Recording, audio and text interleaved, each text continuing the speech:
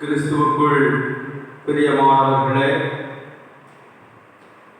ஆண்டவராகிய இயேசு கிறிஸ்துவின் ஈடு இணையில்லாத அன்பின் நாமத்தினாலே இந்த கர்த்தருடைய நாளும் காலை வேளையிலே உங்கள் யாவரையும் அன்போடு கூட வாழ்த்துகிறேன், ஆசீர்வதிக்கிறேன். கொரோனா வியாதியுடைய தாக்கங்களை ஆண்டவர் இதுவரைக்கும் குறைத்து கொண்டிருக்கிறார். வியாதியோடு இருந்த அநேகரை ஆண்டவர் விடுதலையாக்கி இருக்கிறார். பலவீனமான அநேக மக்களுக்கு உதவி செய்து இந்த நாட்களிலே மறுபடியுமாக தங்களுடைய கடமைகளை செய்வதற்கு ஆண்டவர் அவர்களுக்கு உதவியாக இருக்கிறார். நம்முடைய வாழ்க்கையிலேயும் ஆண்டவர் அப்படிப்பட்ட அதிசயமான கிரியைகளை செய்திருக்கிறபடியினாலே நாம் யாரும் ஆண்டவருக்கு நன்றி செலுத்த அழைக்கப்பட்டிருக்கிறோம். இந்த கர்த்தருடைய நாளிலே நீங்கள் யாவரும் வீடுகளிலே இருந்து வாய்ப்பு கிடைத்தால் இந்த ஆராதனையிலே நீங்கள் கலந்து கொள்ளும்படியாக உங்களை அன்போடு கூட கேட்டுக்கொள்கிறேன்.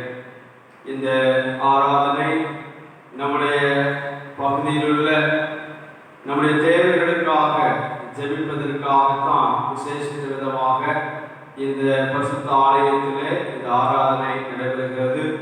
ஆகவே நீங்கள் ஆலயத்தில் வந்து இந்த நாளிலே ஆராதிக்க வேண்டும் என்பது காரியம் அல்ல.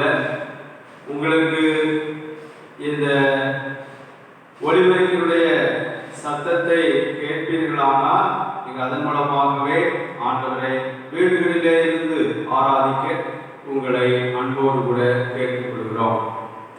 இந்த நாளில் இந்த ஆராதனைக்கு ஆரம்பமாக நாம் யாரும் தலைகளை தாழ்த்தி ஆண்டவருடைய சமூகத்தை நோக்கி நாம் பார்ப்போம். அன்பு நிறைந்த நல்ல ஆண்டவரே, நீர் எங்களுக்கு தந்து வருகின்ற உங்கள் கிருபைகளுக்காக, உங்க இரக்கங்களுக்காக, உங்க தயவுக்காக நாங்கள் உமக்கு நன்றி வழிகளை ஏறெடுக்கிறோம். ஜெபத்தை கேட்கிறவரே, மாம்சமான யாவரும் உம்மிடத்திலே வருவார்கள். இந்த உலகத்திலே நாங்கள் எதையும் கொண்டு வந்துவிடவில்லை கொண்டு செல்வதற்கு. இந்த உலகத்திலே நாங்கள் வரும்பொழுது நிர்வாணிகளாய் வந்தோம். நிர்வாணிகளாகவே நம்முடைய சமூகத்துக்கு வர இருக்கிறோம். எப்படி நாங்கள் உலகத்திலே ஆண்டவரே வெறுமையானவர்களாய் வந்தோமோ அதே போல வெறுமையானவர்களாகவே இந்த உலகத்தை விட்டு கடந்து சென்றிருக்கிறோம். இதுதான் எங்களுடைய வாழ்வுடைய முடிவு சுவாமி. ஆனாலும் இந்த உலக ஓட்டத்தின் முடிவிலே எங்களுக்காக நியமிக்கப்பட்டிருக்கின்ற பரலோக வாழ்வை சொந்தமாக்கிக் கொள்வதற்கு இந்த உலகத்திலே நாங்களுடைய நாமத்துக்கு மகிமையாய் செய்யக்கூடிய இப்படிப்பட்ட ஆராதனைகளின் மூலமாய் உமக்கு துதி ஸ்தோத்திர வழிகளை எடுக்கும் பொழுது அது உமக்கு பிரியமாய் அங்கீகரிக்கப்பட வேண்டும் என்று சொல்லுடைய சொந்தத்தில் நாங்கள் ஜெபிக்கிறோம். இப்பொழுதும் நாங்கள் இந்த நாளிலே ஏறெடுக்கின்ற துதி ஸ்தோத்திர வழிகளையும் விண்ணப்பங்களையும் தியானிக்கிற வசனங்களையும் எங்களுடைய தனிப்பட்ட வாழ்விலே, குடும்ப வாழ்விலே, திருச்சபை வாழ்விலே, எங்களுடைய அன்றாட பணிகளிலே ஆசீர்வாதமாய் அமைவதற்கு கர்த்தர் எங்கள் மத்தியிலே பிரசன்னராயிருந்து எங்களுடைய துதி ஸ்தோத்திர வழிகள், எங்களுடைய விண்ணப்பங்கள், வசனங்கள் எல்லாவற்றையும் அங்கீகரித்து ஆசீர்வதிக்க வேண்டும் என்று இயேசு கிறிஸ்து மூலமாய் வேண்டிக் கொள்கிறோம். ஆமென். தேவனுடைய நாமத்துக்கு மகிமையாகவும் ஆண்டுடைய நாமத்தை நாம் உயர்த்தும்படியாகவும் ஆராதனை கீதங்கள் 571, கீதங்கள் கீர்த்தனைகள் 222 பாடுவோம். ஆராதனை கீதங்கள் 571, கீதங்கள் கீர்த்தனைகள் 222. ஆதியில் இருளை அகற்றி ஒளியை படைத்த நீ. ஆதியில் இருளை அகற்றி ஒளியை படைத்த நீ.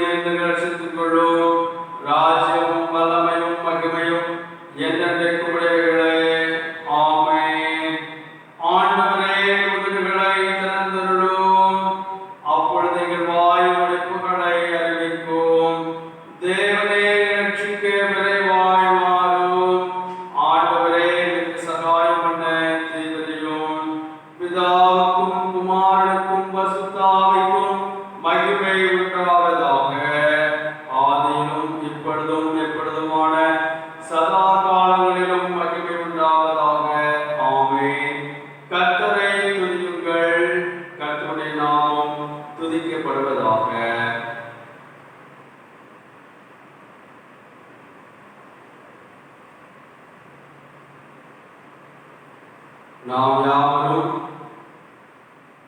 எழுந்து நின்று 100வது சங்கீதத்தை பாடலாக பாடுவோம்.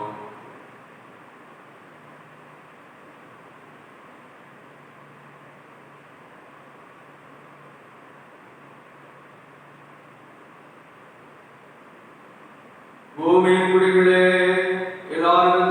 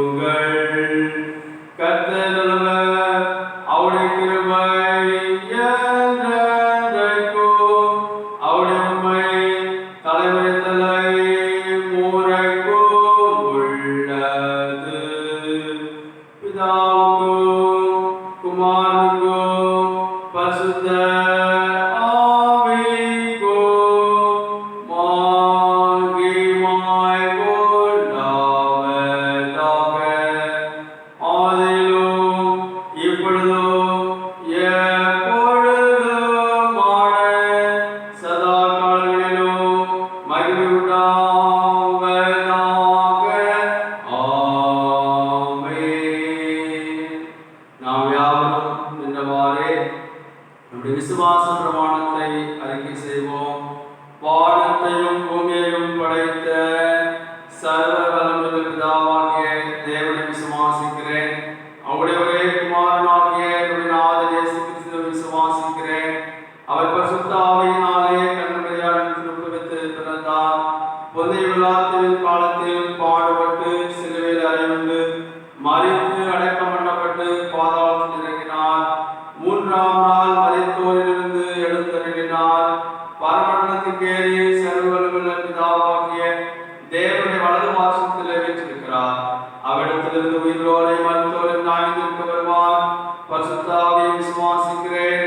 பொதுவாயிருக்கிற பரிசுத்த சபையும் பரிசுத்தவான்களுடைய ஐக்கியமும் பாவ மன்னிப்பும் சரீரம் இருக்கிறதும் நித்திய ஜீவனும் உண்டு விசுவாசிக்கிறேன். ஆமென்.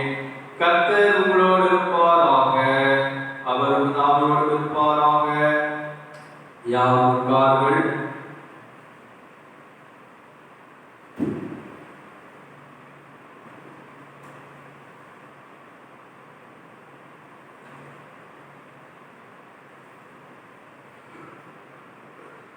வாசிக்கும்படியாக தெரிந்து கொள்ளப்பட்ட வேத பாடம் பரிசுத்த மார்க்கு எழுதின சுவிசேஷம் 3ஆம் அதிகாரம் 1ஆம் வசனம் முதல்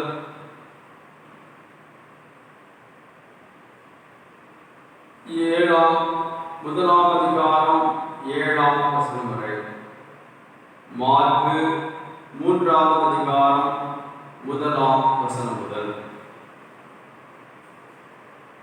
மறுபடியும் அவர் ஜெபாலயத்தில் பிரவேசித்தார். அங்கே சூம்பின கையுடைய ஒரு மனுஷன் இருந்தான். அவர் ஓய்வு நாளில் அவனை சுத்தமாக்கினார். அவர் பேரில் குற்றம் சாட்டலாம் என்று அவர் மேல் நோக்கமாய் இருந்தார்கள். அப்பொழுது அவர் சூம்பின கையுடைய மனுஷனை நோக்கி, எழுந்து நடுவே நில் என்று சொல்லி அவர்களை பார்த்து, ஓய்வு நாட்களில் நன்மை செய்வதோ தீமை செய்வதோ ஜீவனை காப்பதோ அழிப்பதோ எது நியாயம் என்றார். அதற்கு அவர்கள் பேசாமல் இருந்தார்கள். அவர்களுடைய இருதய கடினத்தின் நிமித்தம் அவர் விசனப்பட்டு கோபத்துடனே சுற்றிலும் இருந்தவர்களை பார்த்து அந்த மனுஷனை நோக்கி, உன் கையை நீட்டு என்றார். அவன் நீட்டினான். அவன் கை மறு கையை போல சுத்தமாயிற்று. உடனே பரிசேயர் புறப்பட்டு போய் அவரை கொலை செய்யும்படி அவருக்கு விரோதமாய் ஏரோதியரோடே கூட ஆலோசனை பண்ணினார்கள். இயேசு தம்முடைய சீஷர்களோடு அவ்விடம் விட்டு கடலோரத்துக்கு போனார் என்பது வாசம்படியாக தெரிந்து கொள்ளப்பட்ட பாடம் வாசித்தாயிற்று. கிறிஸ்துவுக்குள் பிரியமானவர்களே, ஆண்டவர் இம்மட்டும் நமக்கு செய்திருக்கின்ற நன்மைகளுக்காக ஆசீர்வாதங்களுக்காக நாம் அவருக்கு நன்றி செலுத்துவோம். இந்த வாரத்திலே நம்முடைய சபைகளிலே பிறந்த நாளை திருமண நாட்களை காண்கின்ற ஒவ்வொருவரையும் கர்த்தர் நம்முடைய பரிசுத்த ஜெப ஆலயத்திலிருந்து ஆசீர்வதிப்பாராக. அவருடைய பரிசுத்த ஆலயத்தின் நன்மையினாலே நம்முடைய பிள்ளைகளை திருப்தி செய்வாராக என்று சொல்லி ஆண்டவர் இயேசு நாமத்தினாலே வாழ்த்துகிறோம். குறிப்பாக வருகின்ற 7ஆம் தேதி பிறந்த நாளை ஆசரிக்கின்ற சந்திரா, திருமதி சந்திரா அவர்களை அன்போடு கூட வாழ்த்துகிறோம். கர்த்தருடைய ஆயுசு நாட்களை இன்னும் அதிகமாய் பெருக பண்ணி அவர்களை வழிநடத்துவாராக. ஆமென்.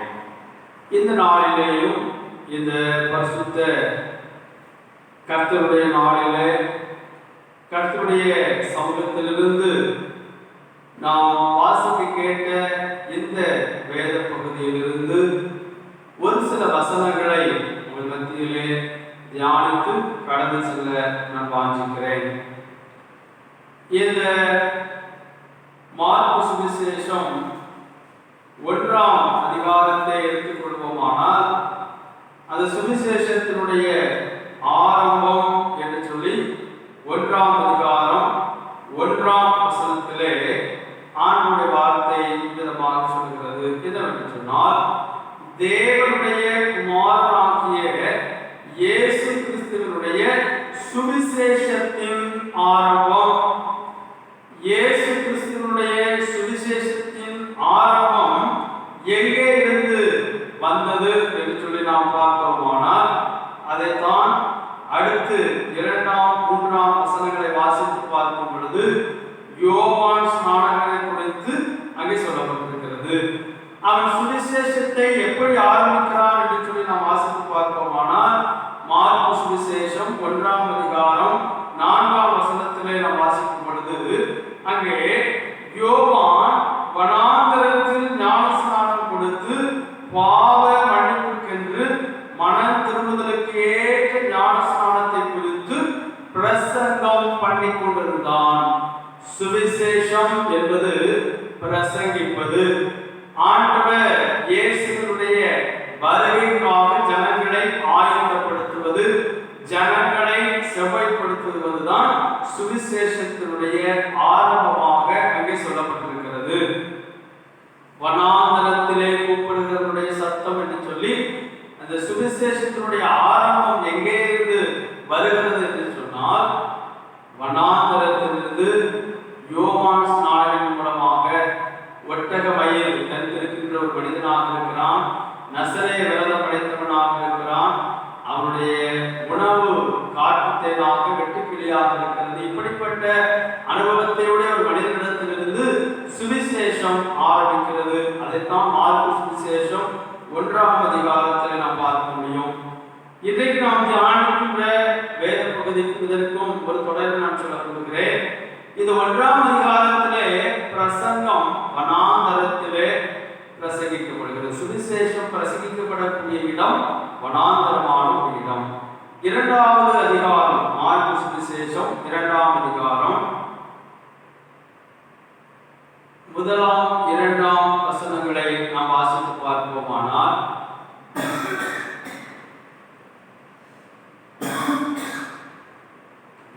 அங்கே சில நாட்களுக்கு பின்பு அவர் மறுபடியும் கப்பர்நகூமுக்கு போனார். அவர் வீட்டில் இருக்கிறார் என்று ஜனங்கள் கேள்விப்பட்டு உடனே வாசலுக்கு முன்னும் நிற்க இடம் போதாதபடிக்கு அநேகர் கூடி வந்தார்கள்.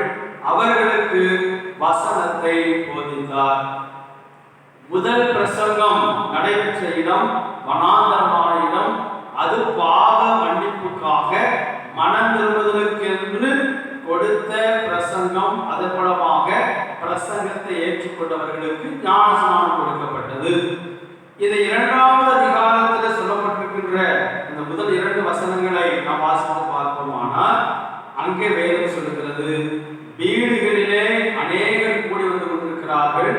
அங்கே வீட்டிலே நிற்பதற்கு கூட இடமில்லாத ஒரு சூழ்நிலையிலே அவர்களுக்கு வசனத்தை போதித்தார் என்று சொல்லப்பட்டிருக்கிறது. அப்படியானால் வசனம் வனாந்தரத்திலிருந்தும் கூப்பிடும், வசனம் வீடுகளிலேயும் வந்து சேரும் என்கின்ற ஒரு உண்மையை இப்படிப்பட்ட வேத வசனங்களின் மூலமாக நாம் அறிந்து கொள்கிறோம்.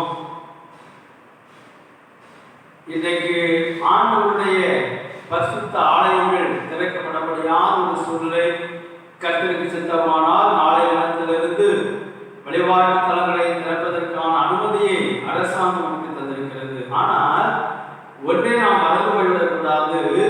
வனாந்தரமாக இருந்தாலும் வீடுகளுக்குள்ளாக முடங்கி இருந்தாலும் எங்கே நாம் ஒருமனப்பட்டவர்களாய் கூடி வருகிறோமோ, எங்கெங்கெல்லாம் ஜனங்கள் அலைகிறார்களோ திரிகிறார்களோ, எங்கெங்கெல்லாம் ஆற்றலுடைய நடமாட்டம் இருக்கிறதோ, அங்கே ஆண்டவருடைய வார்த்தை வந்து கொண்டே இருக்கிறது என்பதை இந்த வசனங்களிலே நாம் புரிந்து கொள்கிறோம். இந்த 2ஆம் அதிகாரம் முதல் 2 வசனங்களிலே அந்த பிரசங்கத்தை ஆண்டவருடைய வசனத்தை அங்கே போதித்துக் கொண்டிருக்கும் பொழுதுதான் வேதம் சொல்லுகிறது, 4 பேர் ஒரு திமிர்வாதக்காரனை சுமந்து கொண்டு அந்த வீட்டிற்குள்ளாக வருவதற்கு முயற்சி செய்கிறார்கள். அங்கே இடம் போதாதபடியினாலே, உள்ளே செல்வதற்கான வழி இல்லாதபடியினாலே வீட்டினுடைய மேற்கூரையை திறப்பாக்கி அங்கே ஆண்டவர் சமூகத்திலே அந்த திமிர்வாதக்காரனை அங்கே முன்பதாக வைத்து ஆண்டவருடைய ஆசீர்வாதத்தை, ஆண்டவருக்கு சுகத்தை அங்கே பெற்றுக் கொள்கிறதை நாம் வாசிக்கிறோம். இங்கே 3வது அதிகாரத்துக்கு வரும்பொழுது அங்கே முதல் வசனம் சொல்கிறது, மறுபடியும் அவர் ஜெப ஆலயத்திலே பிரவேசித்தார் என்று சொல்லப்பட்டிருக்கிறது. பாருங்கள், ஆண்டவர் இயேசு கிறிஸ்து உலகத்திலே வாழ்ந்த நாட்களிலே அவர் வனாந்தரங்களிலேயும் பிரசங்கம் பண்ணி கொண்டிருக்கிறார். யோவான் மட்டுமல்ல, ஆண்டவர் இயேசு கிறிஸ்துவும் மத்தேயு சுவிசேஷம் 5ஆம் அதிகாரத்தை குறித்து நாம் வாசித்து பார்ப்போமானால், அங்கே மலை பிரசங்கம் என்று சொல்லுகிறோமே, அது வனாந்தரமான ஒரு இடம். பரலோக வாழ்வை குறித்து ஆரம்ப நாட்களிலே பேசின ஒரு அஞ்ஞான இடம் அந்த மலைப்பகுதிகளிலே பண்ணின பிரசங்கங்கள். 2வதாக நாம் மார்க்கு சுவிசேஷம் 2ஆம் அதிகாரத்தில் பார்க்கும் பொழுது வீடுகளிலேயும் மூன்றாவதாக இங்கே நாம் மார்க்கு சுவிசேஷம் 3ஆம் அதிகாரத்தை வாசிக்கும் பொழுது அவர் ஜெப ஆலயத்தில் பிரவேசித்தார் என்று சொல்லப்பட்டிருக்கிறது. இந்த மார்க்கு சுவிசேஷம் 3ஆம் அதிகாரம் 1ஆம் வசனத்திலிருந்து 7ஆம் வசனம் வரைக்கும் தான் இன்றைக்கு நாம் தியானிக்க போகிறோம். அதுல 7ஆம் வசனத்தை அடிப்படையாக வைத்து அதற்கான காரணத்தை நாம் ஆராய்ந்து பார்த்துவிட்டு ஜெபிக்க அழைக்கப்பட்டிருக்கிறோம். 7ஆம் வசனம் சொல்கிறது, இயேசு தம்முடைய சீஷர்களோடு அவ்விடம் விட்டு கடலோரத்துக்கு போனார். இயேசு தம்முடைய சீடர்களோடு அவ்விடம் விட்டு கடலோரத்துக்கு போனார். 3ஆம் அதிகாரம் 1ஆம் வசனம் சொல்கிறது, மறுபடியும் அவர் ஜெபாலயத்தில் பிரவேசித்தார் என்று சொல்லி. ஆனால் 7ஆம் வசனம் சொல்கிறது, அவர் தம்முடைய சீஷர்களோடு அவ்விடம் விட்டு கடல் ஓரத்திற்கு போனார். இடையே நடைபெற்ற காரியத்தை தான் இன்றைக்கு நாம் முழுமையாக ஆராய்ந்து அழைக்கப்பட்டிருக்கிறோம். ஜெப ஆலயத்திற்கு வந்த இயேசு கிறிஸ்து ஏன் கடலோரத்திற்கு செல்ல வேண்டும், ஏன் அவ்விடத்தை விட்டு கடந்து செல்ல வேண்டும் என்று சொன்னால், இயேசுவானவருக்கு இந்த உலகத்திலே அவர் பிறந்ததற்கான ஒரு திட்டம் இருந்தது. அவருடைய ஊழியத்திற்கான சில ஒழுங்குகள் இருந்தது. அவருடைய ஊழியத்திற்கான வாசல்கள் ஒரு குறிப்பிட்ட இடத்தை நோக்கிய காரியம் அல்ல. அவருடைய வழிகள், அவருடைய வாசல் விரிவான ஒரு வாசல். சுவிசேஷத்தை அறிவிப்பது அவருடைய பணி. அவர் வனாந்தரத்திலேயும் சுவிசேஷங்களை அறிவித்தார், மலைகளிலிருந்து பிரசங்கித்தார், வீடுகளிலிருந்து பிரசங்கித்தார், ஜெப ஆலயத்திலே பிரசங்கித்தார். இப்பொழுது அவர் கடலோரத்திற்கு செல்கிறார். இந்த ஜெப ஆலயத்திற்கும் கடலோரத்திற்கும் இடையே நடைபெற்ற சில நிகழ்வுகளை மாத்திரம் நாம் இன்னைக்கு நாம் தியானித்துக் கொண்டிருக்கிறோம். முதல் 2 வசனங்களிலே நாம் வாசிக்கிறோம், ஜெப ஆலயத்திலே அவர் பிரவேசிக்கிறார். அவர் பிரவேசித்த இடம் ஆண்டவருடைய சமூகத்திலே விண்ணப்பங்களை ஏறெடுக்கக்கூடிய ஒரு இடம். அவர் பிரவேசித்த இடம் ஆண்டவருடைய ஜனங்கள் தங்களுடைய பாரங்களையும் தங்களுடைய கவலைகளையும் இறக்கி வைக்கக்கூடிய ஒரு இடம். அந்த இடத்திற்கு தான் ஆண்டவர் இயேசு கிறிஸ்து வருகிறார். அங்கு வரும் பொழுது இந்த ஜெப ஆலயத்திலே 3 விதமான சூழ்நிலைகளில் மக்களை நாம் கவனிக்க முடியும். அந்த சம்பவத்தை சற்று கண்ணோக்கி பார்ப்போமானால் 3 விதமான மக்கள். ஒருவர் 1ஆம் வசனத்தில் நாம் பார்க்கிறோம், அங்கே சூம்பின கையை உடைய ஒரு மனுஷன் இருந்தான். 2ஆம் வசனத்திலே அவர் ஓய்வு நாளில் அவனை சுத்தமாக்கினால் அவர் பெயரில் குற்றம் சாட்டலாம் என்று அவர் மேல் நோக்கமாயிருந்தார்கள். தன்னுடைய சரீர அளவிலே பலவீனமான ஒரு மனிதன் அதே ஜெபாலயத்தில் இருக்கிறான். ஆண்டவருடைய சமூகத்திலே இந்த விண்ணப்பங்களை சொல்வதற்காக, வேண்டுதலை தெரிவிப்பதற்காக ஒரு மனிதன் இருக்கிறான். 2ஆவதாக அங்கே இருக்கக்கூடிய ஜனங்களை குறித்து வேதம் சொல்லுகிறது, அவர் ஓய்வு நாளில் அவனை சுத்தமாக்கினால் அவர் பெயரில் குற்றம் சாட்டலாம் என்று அவர் மேல் நோக்கமாயிருந்தார்கள். குற்றம் கண்டுபிடிப்பதற்காகவே வந்திருந்த ஒரு கூட்டம். ஒரு மனிதன் தன்னுடைய பலவீனத்தின் நிமித்தமாக ஆண்டவருடைய சமூகத்திலே வந்து ஜெபிக்கும்படியாய் அமர்ந்திருக்கின்ற ஒரு மனிதன். இன்னொரு கூட்டம், மக்கள் கூட்டம். இடம் என்ன இடம் தெரியுமா? ஜெபாலயம். இதே ஜெபாலயத்திலே தான் ஒரு சில கூட்டம் வந்திருக்கிறது. இயேசுவானவர் இந்த மனிதனை சுத்தமாக்கினால் அவர் மேல் குற்றம் சாட்டலாம் என்கின்ற ஒரு நோக்கத்தோடு கூட அங்கே ஒரு சில கூட்டம் அங்கே அமர்ந்து கொண்டிருக்கிறது. இந்த நேரத்திலே இயேசுவானவர் இந்த உலகத்திலே வந்த நோக்கம் என்ன தெரியுமா?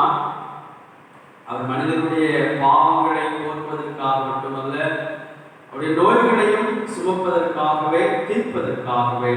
ஆகவே அவர் ஜெப ஆலயத்திலே வந்த உடனே அங்கே இருக்கக்கூடிய சூம்பின கையுடைய மனிதனை பார்த்த மாத்திரத்திலே அவனுக்கு சுகம் கொடுக்க வேண்டும் என்பது ஆண்டவருடைய விருப்பமாக மாறிவிட்டது. அப்பொழுது அங்கே 3ஆம் வசனத்தில் வாசிக்கிறோம், அவர் சூம்பின கையினுடைய மனுஷனை நோக்கி எழுந்து நடுவே நில் என்று சொல்லி அவர்களை பார்த்து கேட்கிறார். பாருங்க, ஒரு மனிதன் அற்புத சுகத்திற்காக ஆண்டவர் சுகத்துக்கு வந்திருக்கிறான்.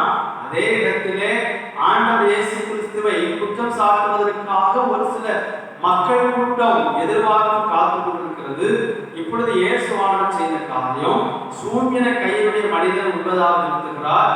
அங்கே உடனிருந்த மக்களை பார்த்து கேட்கிறார், ஓய்வு நாட்களில் நன்மை செய்வதோ தீமை செய்வதோ ஜீவனை காப்பதோ அழிப்பதோ எது நியாயம் என்று சொல்லி கேட்கிறார். நன்மை செய்ய வேண்டிய அவசியமான ஒரு சூழ்நிலையிலே ஒரு மனிதன் இருக்கிறான், செய்யப்பட வேண்டிய சூழ்நிலையிலே. அதே நேரத்திலே இந்த நன்மையை செய்வதன் மூலமாக அவனை குற்றம் சாட்டலாம் என்கிற நோக்கத்தோடு ஒரு கூட்டம் இருந்து கொண்டிருக்கிறது. ஆகவே 2 விதமான மனிதர்களையும், சூம்பின கையினுடைய மனிதனையும் அங்கே இருக்கக்கூடிய ஜனங்களையும் பார்த்து இந்த கேள்வி கேட்கிறார். அவர்கள் பேசாமல் இருந்தார்கள் என்று சொல்லப்பட்டிருக்கிறது.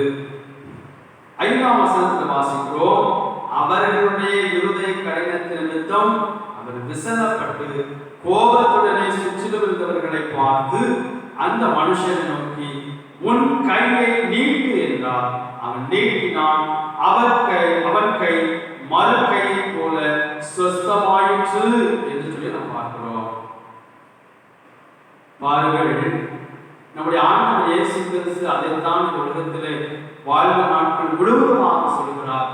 இன்றைக்கும் அப்படிப்பட்ட வார்த்தையினாலே தான் ஒவ்வொரு நாளும் அவர் பக்கமாக வருந்தி நம்மை அழைத்துக் கொண்டிருக்கிறார். வருத்தப்பட்டு வாரம் சுமக்கிறவர்களே, நீங்கள் எல்லாரும் இடத்திலே வாருங்கள், நான் உங்களுக்கு இளைப்பாறுதல் தருவேன். இந்த உலகத்திலே நிம்மதியில்லாமல் வாழ்ந்து கொண்டிருக்கிறீர்களா?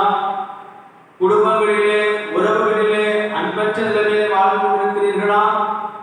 தகப்பனாரால், தாயாரால், பிள்ளைகளால் துரத்தப்பட்டு தனிமைப்படுத்தப்பட்டிருக்கிறீர்களா? உங்களை பார்த்து தான் ஆண்டவர் சொல்கிறார், என்னுடைய ஜெபாலயத்திலே வந்து நீங்கள் வரும்பொழுது நான் உங்களை மகிழ பண்ணுவேன் என்று சொல்லி சொல்கிறார்.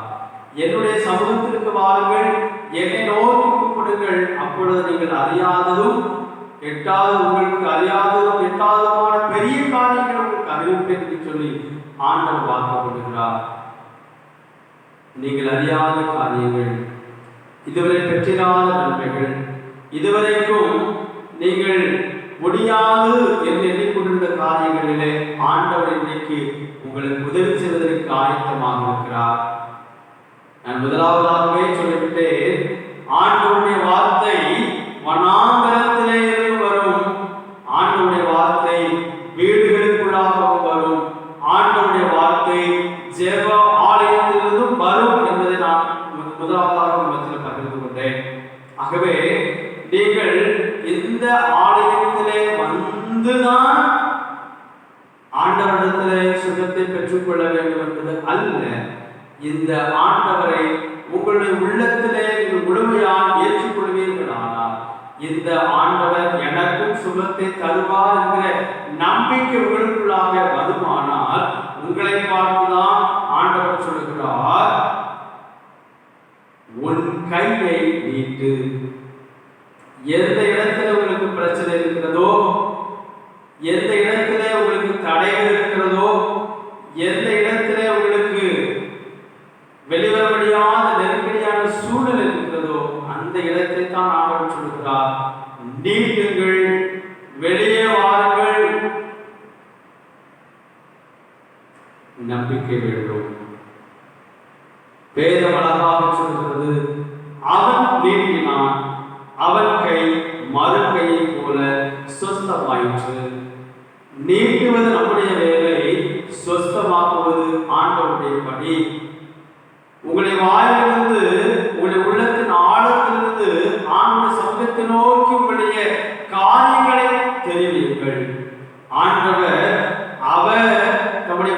பரிசுத்த ஆலயத்திலிருந்து தம்முடைய வார்த்தையை உங்களுடைய வீடுகளுக்குள்ளாக அனுப்புகிறார், உங்களுடைய இல்லத்திற்குள்ளாக அனுப்புகிறார், உங்களுடைய உள்ளத்திற்குள்ளாக அனுப்புகிறார். இது எத்தனை நாட்கள் எத்தனை ஆண்டுகள் இந்த பிரச்சனையோடு வாழ்ந்து கொண்டிருக்கிறது என்பது காரியம் அல்ல. பிரச்சனைகளை காட்டிலும் பெரிய ஆண்டவர்களை தேடுவதற்கிறார். அவரை ஏற்றுக்கொள்வதற்கு அவருடைய வார்த்தைக்கு கீழ்ப்படிய நீங்கள் ஆயத்தமாக இருக்க வேண்டும் என்பதுதான் அவருடைய வாஞ்சையும் விருப்பமாயிருக்கிறது.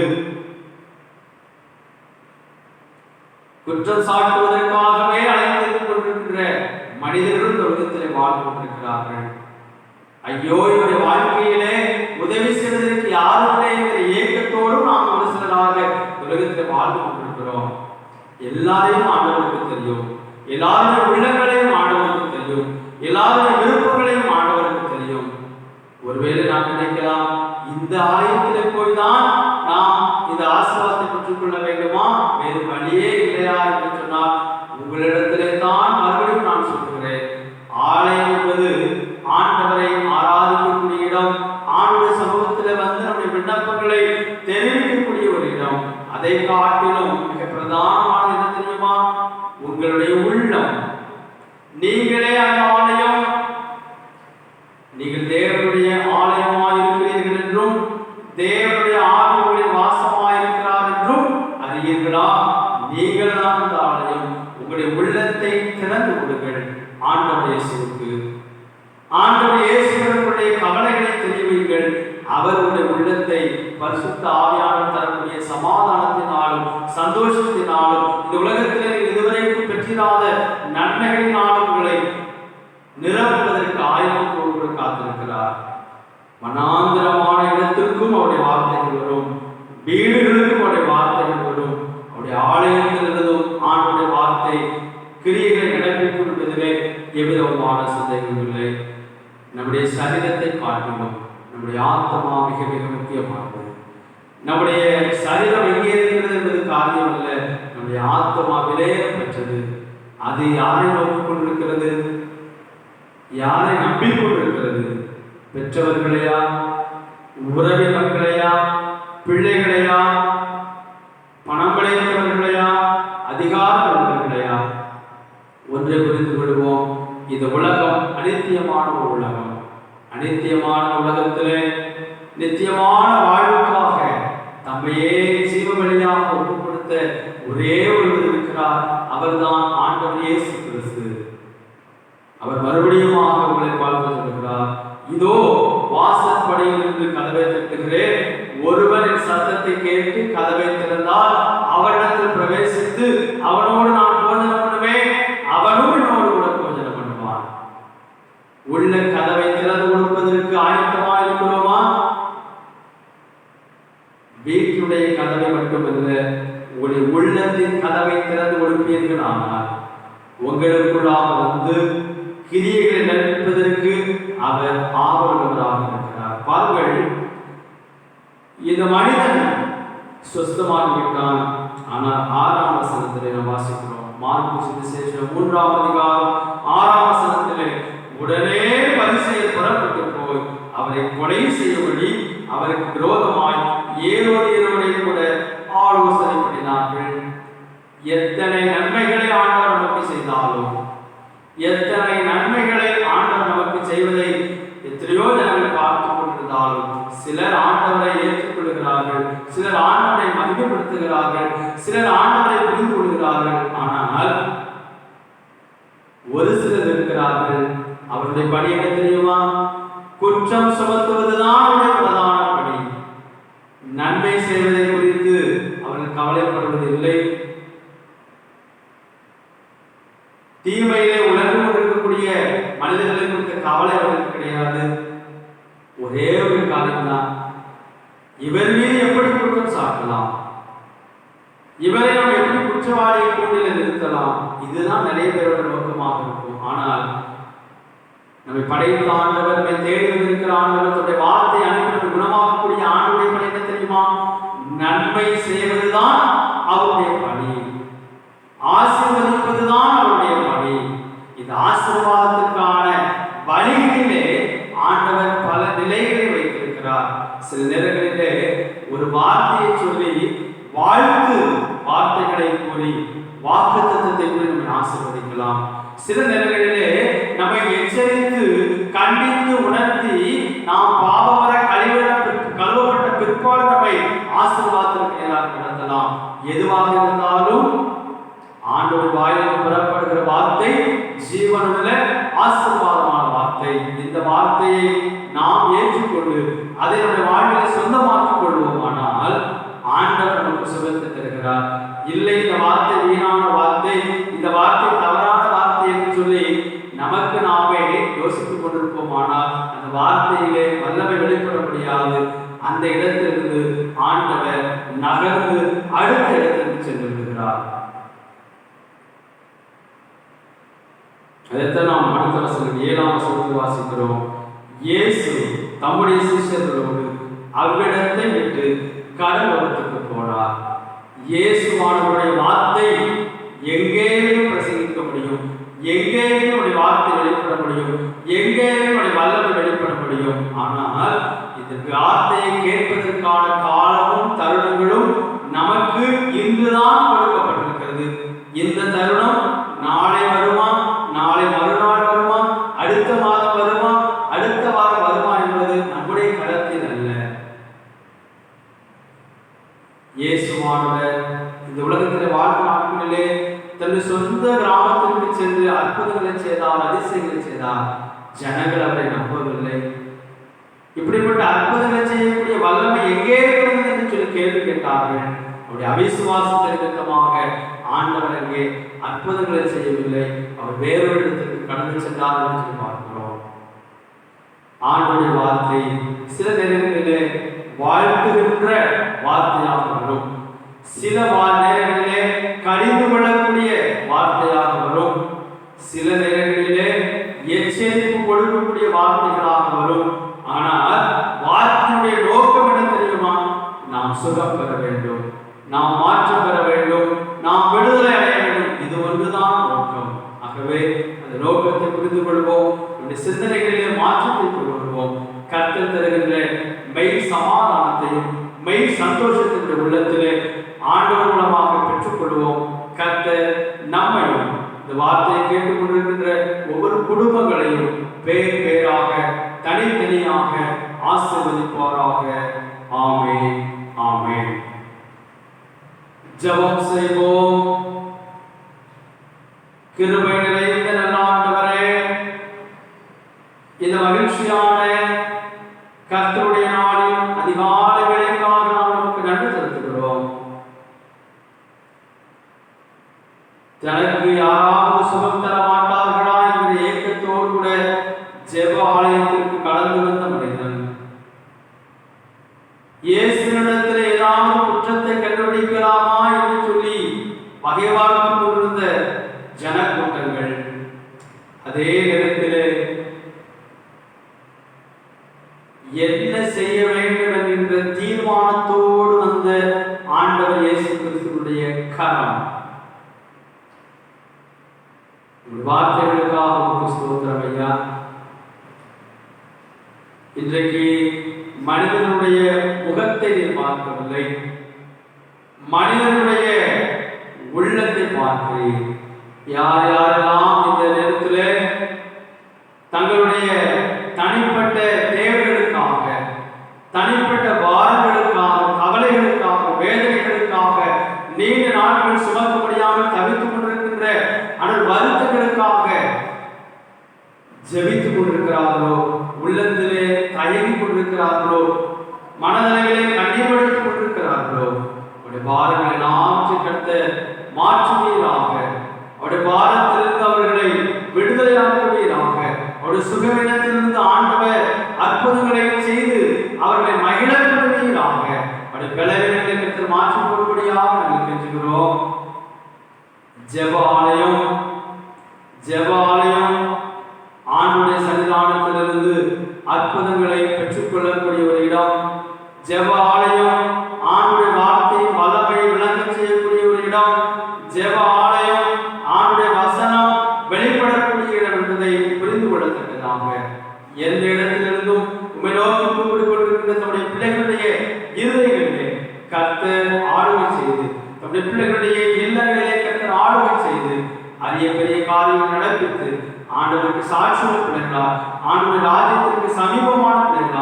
அவர்களை ஆசீர்வதிக்க வேண்டும் என்று இயேசு கிறிஸ்து மூலமாய் வேண்டிக் கொள்கிறோம். ஆமென். தேவனுடைய இரக்கமுள்ள கிருபைக்கும் பராமரிப்புக்கும் உங்களை ஒப்புவிக்கிறோம். கர்த்தர் உங்களை ஆசீர்வதித்து காத்து ஆதரிக்க கடவர். கர்த்தர் தமது முகத்தை உங்கள் மேல் பிரசன்னமாக்கி உங்கள் மேல் கிருபையாயிருக்க கடவர். கர்த்தர் தம்முடைய திருமுகத்தை உங்கள் மேல் பிரசன்னமாக்கி இப்பொழுதும் எப்பொழுதும் உங்களுக்கு சமாதானமும் சந்தோஷமும் நீடிய சுகவாழ்வும் கட்டளையிட கடவர். ஆமென்.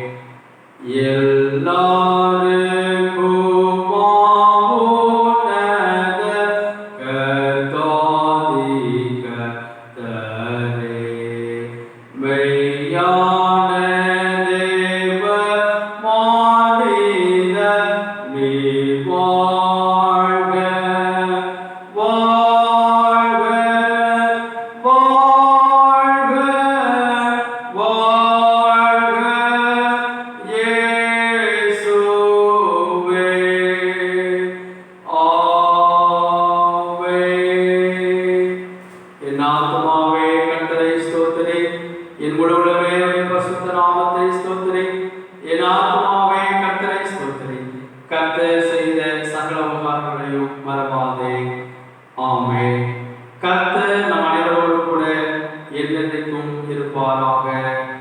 ஆமென்.